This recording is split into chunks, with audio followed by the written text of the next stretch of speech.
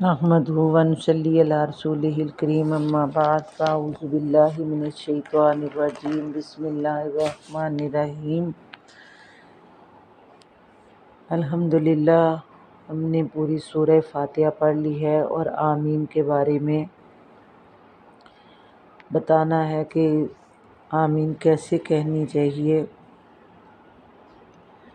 سورۃ فاتحہ کو ختم کر کے آمین کہنا مستجب ہے، یعنی جب انسان پہنچے نا غیر المغضوب علیہم ولا الضالین آمین، تو ابن مسعود کہتے ہیں، ابو ہریرہ سے روایت کرتے ہیں، رسول اللہ صلی اللہ علیہ وسلم کی آمین پہلی صف والے جو لوگ تھے وہ آپ کے قریب ہوتے اور سن لیتے۔ اور ایک اور ابن ماجہ کی حدیث میں ہے کہ آمین کی آواز سے مسجد گونج اٹھتی۔ اور آمین کا کیا مطلب ہے کہ اے اللہ ہماری ساری دعائیں قبول فرما، اے اللہ ہمیں گمراہوں میں سے نہ کرنا، اے اللہ ہماری امیدوں کو نہ توڑنا۔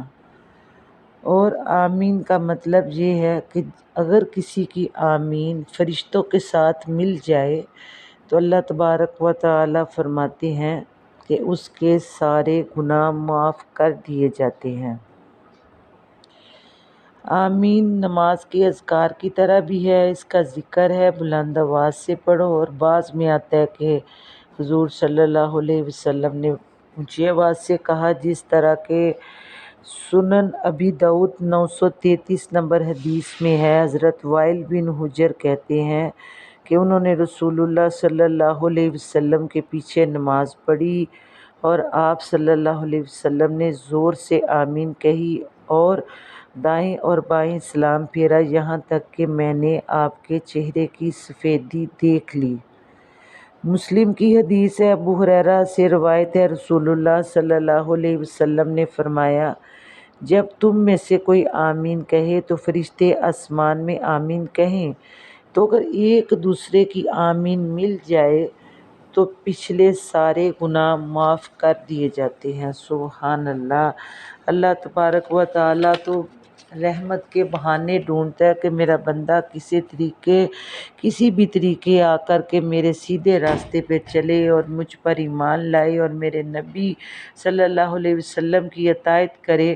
تو اللہ پاک فرماتے ہیں کہ میرے بندے جب تو دعا مانگ کے اپنی جگہ میں رہ کے مجھ سے دل کی باتیں بتاتا ہے، تو مجھ سے کہتا ہے یا اللہ مجھے یہ چاہیے یہ چاہیے، تو اللہ پاک فرماتا ہے کہ میں اپنے بندے کی ہر دعا قبول کرتا ہوں۔ اور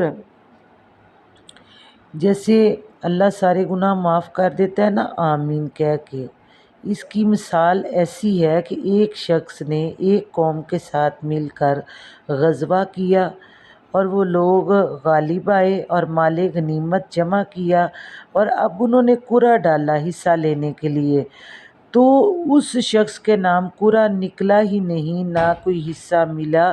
تو اس نے کہا یہ کیوں؟ تو اس نے جواب دیا تیرے آمین نہ کہنے کی وجہ سے۔ یعنی کہ آمین جو ہے سورت جب ختم ہو تو لازمی کہنی چاہیے۔